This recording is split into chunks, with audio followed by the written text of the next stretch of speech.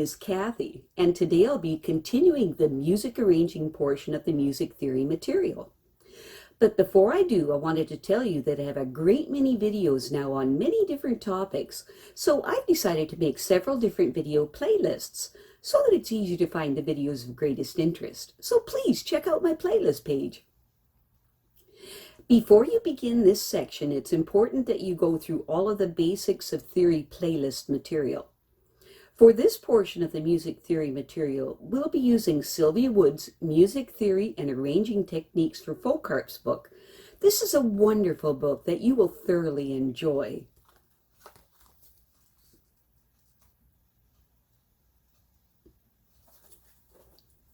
Today we will start with the first part of Chapter 13 of your book, titled Patterns. What is arranging? Basically, it's taking a melody and adding chords.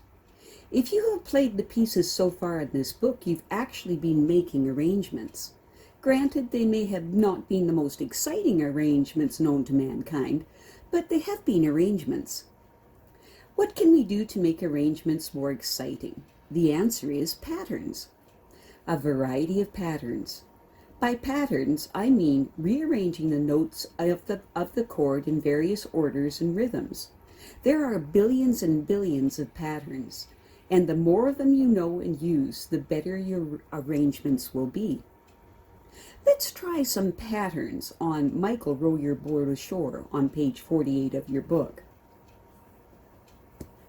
The patterns that you have been using so far is to play all the notes of the chords with your left hand on the first beat of each measure.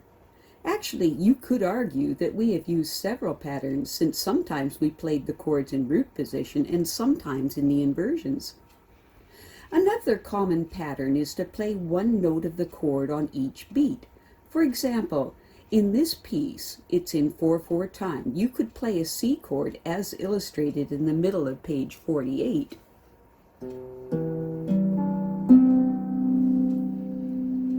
Practice Michael Row Your Boat Ashore using this pattern in your left hand, changing chords, of course, when indicated.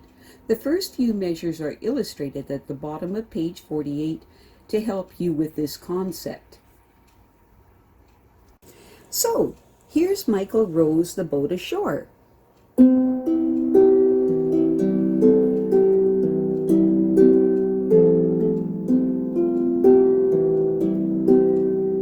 Do you hear how that works? And that's basically this pattern. Sounds a whole lot more interesting, doesn't it? There's another pattern listed at the bottom of page 48 of your book. This pattern is a bit easier than the first pattern because you don't play anything on the fourth beat. It gives you a free beat, which allows you time to get to the next chord. You don't have to be quite as speedy.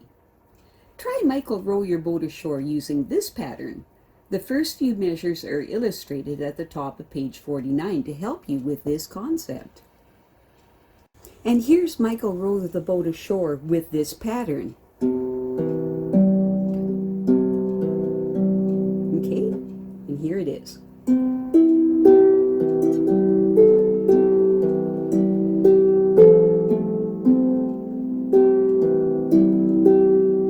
See how that works?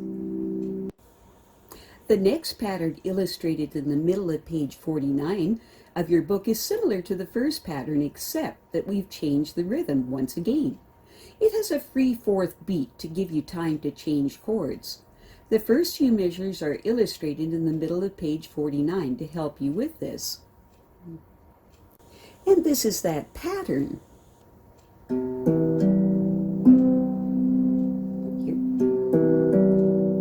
Hear it? Okay. Now here's Michael Rowed the Boat Ashore using that pattern.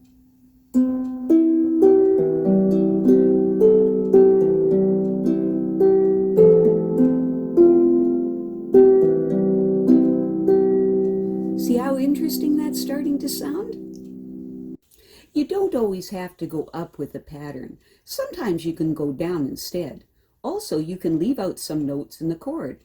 This next pattern goes both up and down and leaves out the third of the cord and is illustrated at the bottom of page 49.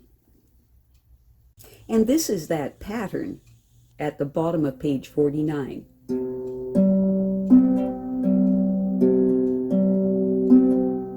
Hear it? Now here's Michael rowed the boat ashore using that pattern.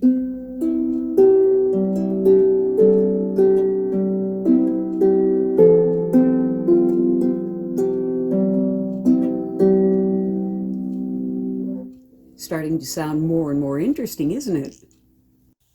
Sometimes you can leave out the first beat as illustrated at the top of page 50 of your book.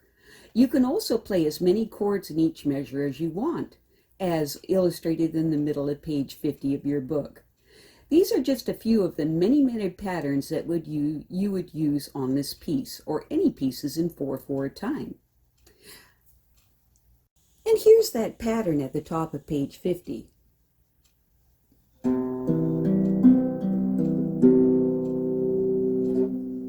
And here's Michael rowed the boat ashore using that particular pattern.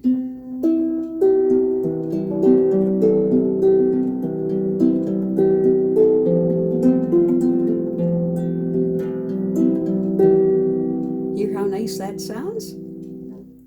Or, in the middle of page 50, you can just use plain chords like this.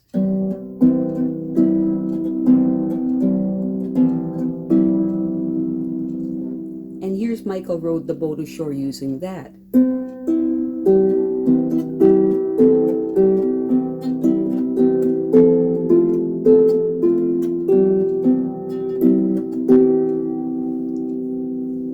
Isn't that great? These are just a few of the many patterns you could use on this piece, or any pieces in 4/4 time. Now we will continue to learn about patterns in the second part of our patterns chapter in the next video. I have a great many videos now on many different topics, so I've decided to make several different video playlists so that it's easier to find the videos of greatest interest. So please check out my playlist page. Well, that's it for now. To stay up to date with my latest videos, make sure to subscribe to this free YouTube channel by clicking the red subscribe button right below this video. Take care.